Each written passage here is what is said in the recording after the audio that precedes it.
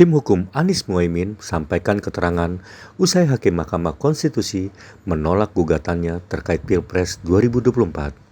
Tim Anies Muhaimin soroti soal dissenting opinion 3 Hakim Mahkamah Konstitusi. Menghormati putusan MK ini.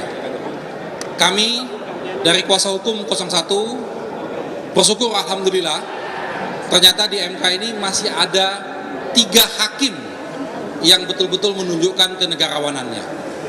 Jadi tadi kalau kita simak putusan dissenting opinion dari 3 hakim tersebut betul-betul luar biasa, kajiannya dalam sekali, dan itu menunjukkan bahwa apa yang kita dalilkan selama ini sama pemikirannya dengan para hakim tersebut. Dan yang kedua adalah kalau selama ini selalu jadi perdebatan tentang Mahkamah Konstitusi berwenang atau tidak, seperti yang dilakukan eksepsi oleh pihak terkait, ternyata hari ini 88 hakimnya memutuskan bahwa Mahkamah Konstitusi itu berwenang. Jadi Mahkamah Konstitusi itu betul-betul berwenang sesuai dengan apa yang kami dalilkan. Tidak hanya menjadi mahkamah kalkulator dan hanya hitung-hitungan angka. Nah, kaitan dengan 5 hakim yang agak berbeda terhadap pokok permohonan, kami membuat beberapa catatan. Nanti akan kami jelaskan secara bergantian, yaitu pertama bahwa setiap rekomendasi dari 5 hakim tersebut selalu ada yang direkomendasikan, yang disimpulkan. Contoh misalnya, Mahkamah Konstitusi menegaskan bahwa telah terjadi pelanggaran etik oleh Presiden Jokowi. Ya.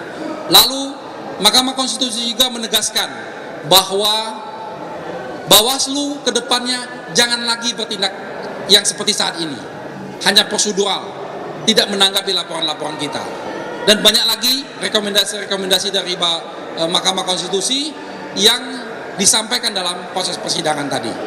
Nah, kaitan dengan pokok-pokok permohonan yang lain akan dijelaskan secara bergantian ya, nanti penutup oleh Kapten. Silakan Mas. Assalamualaikum warahmatullahi wabarakatuh.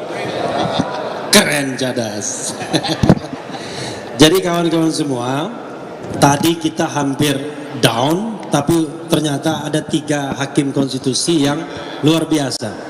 Jadi walaupun secara formal permohonan kami belum dikabulkan, belum kan? Tetapi ada 3 hakim konstitusi yang luar biasa. Dan 3 hakim konstitusi ini 3 profesor. Profesor Saldi Isra, Profesor Eni Nurbaningsi.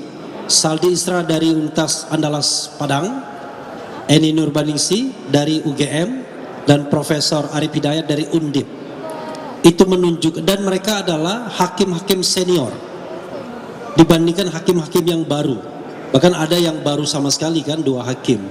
Jadi kalau kita ingin melihat putusan yang mencerdaskan adalah apa yang disampaikan 3 dissenter ini, itu satu. Yang kedua, yang menarik adalah kalau cara pendekatan sengketa pilpres seperti 5 hakim konstitusi, maka tidak akan pernah permohonan pilpres itu dikabulkan dalam speedy trial seperti ini. Tadi kan dikatakan tidak cukup bukti, kemudian tidak menyertakan saksi dan ahli dan lain sebagainya. Padahal mereka sendiri mengatakan membatasi saksi dan ahli 19 saja. Jadi kan tidak mungkin, dan itu cuma diberikan waktu 1 hari untuk membuktikan. Sementara dalam pemaparan mereka kemudian bicara hal-hal yang detail satu-satu dan menuntut pembuktian yang lebih. Nah, untunglah Prof. Saldi Isra mengatakan seharusnya sidang seperti ini adalah sarana untuk menambah keyakinan hakim. Apa keyakinan hakim yang misalnya disampaikan Saldi Isra? 2 hal yang paling menonjol dan saya yakin diyakini kita semua, yaitu bansos itu digunakan untuk pemenangan 02, diyakini oleh Saldi Isra dan terbukti. Dia bilang baik bansos yang diambilkan dari dana bagian dari 496,8 triliun maupun yang automatic adjustment yang 50,14 triliun. Dan yang kedua, keterlibatan aparat negara. Itu jelas juga disampaikan Saldi Isra. Nah, kalau kita lihat komplain masyarakat, civil society, termasuk yang amicus curiae, itu rata-rata bicara soal kecurangan pemilu yang bermuara pada penggunaan dana negara dan penggunaan aparat negara. Dan itu adalah bahaya laten pemilu yang tidak jujur dan tidak adil serta tidak demokratis dimanapun. Terakhir, alhamdulillahirrabbilalamin, sebenarnya tim 01 tidak kalah dengan 03. Justru kami menang. Semua dalil yang mereka ajukan itu ditolak, yang mengatakan bahwa Mahkamah Konstitusi hanya 02, Mahkamah hitung-hitungan, 02 ya, Mahkamah hitung-hitungan dengan 6 ahlinya. Ternyata mereka ditolak, termasuk juga eksepsi mereka ditolak. Nah, cuma kita dikalahkan oleh 5 hakim konstitusi yang menganggap yang apa yang kita sampaikan belum cukup. Itu saja, dan kami terus berbahagia dan berbangga, dan mudah-mudahan demokrasi kita hidup ke depannya. Wassalamualaikum warahmatullahi wabarakatuh. Keren Jadas.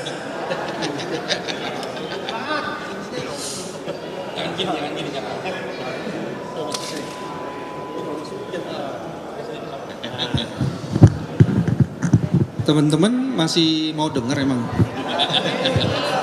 Bukannya udah mabok tadi dengerin yang sebelumnya. Baik, saya akan memulai dengan hal-hal yang belum diungkapkan. Bagian pertama gini, saya bikin asumsi dulu. Seandainya Ketua Mahkamah Konstitusi Pak Soehartoyo masih berpihak dan berpijak pada dissentingnya pada putusan nomor 90, maka dipastikan permohonan kami dikabulkan. Karena posisinya kan jadi 4-4. Ya kan? Salah satu dalil yang kami ajukan itu berkaitan dengan apa yang disebut dengan prosedur pendaftaran itu. Bila saja dissenting opinion dalam putusan 90 masih dijadikan basis dan dasar untuk memutus permohonan sengketa Pilpres ini, dipastikan permohonan dari 01 dan 03 akan dikabulkan. Jadi ada pergeseran. Nah, ini soal-soal sifat-sifat kenegarawanan ya. Apakah pergeseran-pergeseran ini karena memang value atau tekanan? Saya nggak bisa memastikan. Itu yang pertama ya. Yang kedua, gini. Yang kedua yang menarik ini. Teman-teman, tidak pernah ada dalam sejarah sengketa Pilpres di Indonesia ada dissenting opinion, tidak pernah ada. 2004, 2009, 2014, never. Ini langsung 3. Jadi hari ini ada 3 hakim konstitusi yang membuat dissenting opinion, maka hakim konstitusi ini sedang menulis peradaban demokrasi di Indonesia ini. Dia sedang menulis sejarah demokrasi di Indonesia ini. Sehingga kepadanya harus diapresiasi. Salam takzim dari kami. Mahkamah Konstitusi marwahnya dijaga melalui proses dissenting opinion ini. Kalau menurut Profesor Arif tadi, nyala obor demokrasi dihidupkan. Nah, untuk menutupi noktah dalam kanvas hitam demokrasi. Itu pernyataannya itu ya. Jadi poin yang kedua itu yang teman-teman yang paling menarik adalah itu. Terus yang ketiga, dissenting opinion itu menyatakan perlu dilakukan pemilihan ulang suara, pemilihan suara ulang, pemungutan suara ulang. Bukan 6, ada 8. Saya sebut ya supaya nggak lupa ya. Sumatera Utara, Jakarta, Jawa Barat, Jawa Tengah, Jawa Timur, Bali, Kalimantan Barat, dan Sulawesi Selatan. Dan kalau itu dilakukan, insya Allah kemenangan itu tak akan lari dari genggaman tangan ini. Dan yang paling menarik, kenapa perlu dilakukan pemungutan suara ulang? Dalil kami dari 3 orang hakim itu, dalil kami mengenai bantuan sosial itu terbukti telah dimanipulasi. Dan dalil kami mengenai adanya mobilisasi penyelenggara dan aparat negara, sehingga kemudian independensi mereka tercederai, itu juga terbukti menurut Profesor Saldi dan Profesor Emi. Yang dahsyat Profesor Arif, semua dalil kami terpenuhi menurut Profesor Arif. Semuanya terpenuhi. Dahsyat. Nah, ini yang menarik. Yang keempat adalah, tadi sudah dijelaskan, cuma saya mau tekanin lagi. Alhamdulillah seluruh argumen yang dibangun oleh 02 pihak terkait, terutama yang berkaitan dengan eksepsi, ditolak semuanya. Dan teman-teman bisa melihat seluruh pertarungan gagasan yang dirumuskan dalam putusan itu berkaitan dengan dalil kami, tidak ada dengan dalil mereka. Jadi artinya dalil-dalil yang diajukan kami memang perlu dibahas satu persatu. Yang kelima, ternyata ada cukup banyak catatan di mana Mahkamah Konstitusi tidak masuk dalam perdebatan yang mereka membuat catatan. Disebutkan bahwa Bawaslu tidak bisa menjalankan fungsinya secara optimal karena undang-undang tidak mengatur secara detail. Harusnya dalam posisi itu, karena terjadi pelanggaran konstitusional, Mahkamah masuk mestinya untuk take over proses itu dan mengadili sendiri. Tapi Mahkamah belum cukup berani untuk mengambil perkara-perkara atau masalah-masalah yang belum cukup diatur.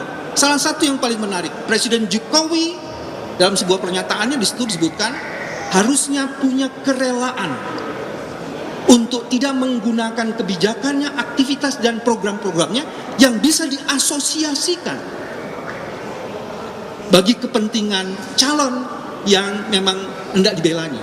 Cuman kemudian aturannya itu di mana?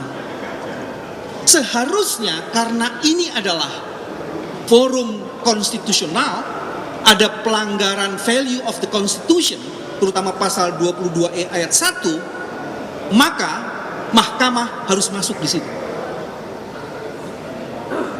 Nah, saya mau tutup, itu sebabnya palu emas yang harus diputuskan tidak terjadi seperti yang amicus curiae Mbak Megawati harapkan. Yang terjadi adalah palu godam. Ini menurut Mbak. Yang terjadi adalah palu godam, sehingga habis gelap terbitlah terang belum terjadi. Selamat datang kegelapan dan insya Allah umur panjang perjuangan. Terima kasih. Assalamualaikum warahmatullahi wabarakatuh. Bentar lagi. Kawan-kawan, saya ingin menambahkan saja beberapa hal yang penting. Yang pertama, bahwa proses pemilu kita ini dari sejak awal terjadi pelanggaran etik. Dalam argumentasi yang dikemukakan oleh Majelis Hakim tadi, jelas bahwa pelanggaran etik itu dilakukan, terutama kepada pemimpin tertinggi kita, yaitu Presiden Republik Indonesia. Persoalannya memang adalah bagaimana mengukur dan menilai pelanggaran etik itu dalam proses yang namanya sengketa Pilpres ini. Aturan-aturan pelaksananya belum diatur. Oleh karenanya, Mahkamah merekomendasikan untuk membuat aturan-aturan yang jelas. Yang kedua, saya kira yang terbukti juga dikemukakan oleh Prof. Eni, ini yang menjadi argumentasi yang dikemukakan oleh para menteri yang hadir. Ternyata fakta-fakta persidangan, apa yang dikemukakan bansos yang diberikan oleh Presiden kepada daerah-daerah yang dikunjungkan, yang mensandarkan pada DOP, dana operasi Presiden, tidak diatur sebagaimana aturan yang dibuat. Itu jelas tegas. Artinya di sini terjadi abuse of power yang dilakukan oleh Presiden Jokowi dalam melaksanakan yang namanya dana operasi Presiden tersebut. Yang ketiga, di samping itu saya kira yang tidak kalah pentingnya juga meminta sesungguhnya kepada lembaga-lembaga yang terkait, dalam hal ini Dewan juga, untuk melaksanakan fungsi-fungsi yang sebagaimana yang harus dilaksanakan oleh Dewan Perwakilan Rakyat.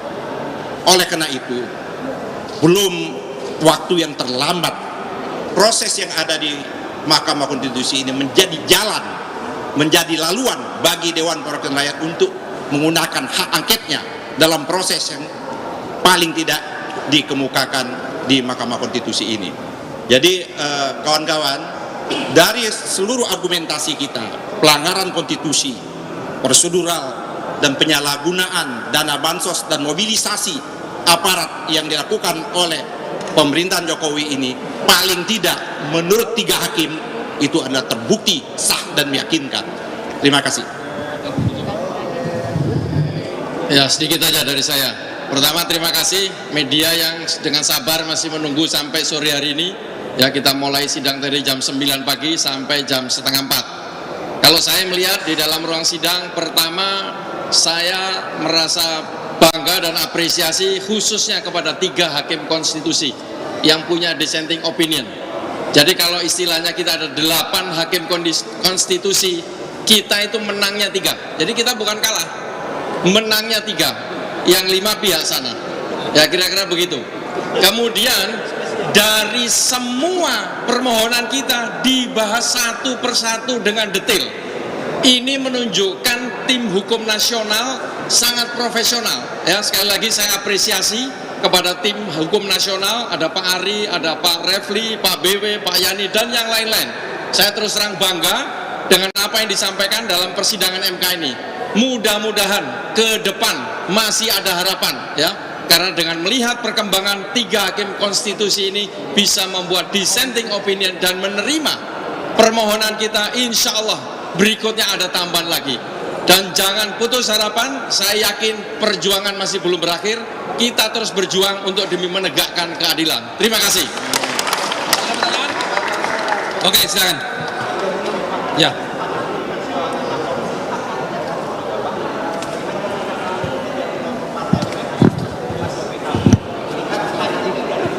Oh iya ada.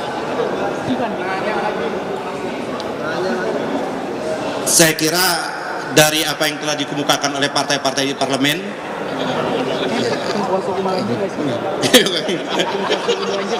kita tunggu saja, dan hasil putusan ini akan menjadi sekiranya jalan tadi, memberikan laluan dari bahan angket, insya Allah akan terlaksana. Bergulir. Karena putusan pengadilan sudah menyatakan terjadi cawi-cawi itu. Putusan pengadilan menyatakan bahwa ada keterlibatan mobilisasi. Putusan pengadilan ada yang menyatakan penyalahgunaan dana bansos dan lain sebagainya.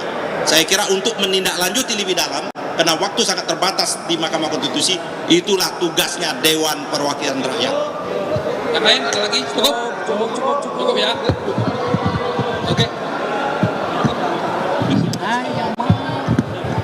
Ya, langkah selanjutnya nanti tanyakan kepada partai-partai politik. Cuman kita sudah menyiapkan bahan yang lengkap, ya. Semua majelis hakim tadi mengakui bahwa peristiwa itu ada, tapi mereka kurang berani saja menyatakan bahwa itu salah, gitu loh. Andai Pak Ketuanya konsisten tadi seperti kata Pak Bambang, kita menang. Tapi artinya bahan-bahan itu sudah lengkap dan 3 hakim mengakui bahan-bahan itu. Makasih kawan-kawan, selamat sore. Assalamualaikum warahmatullahi wabarakatuh. Salam perubahan.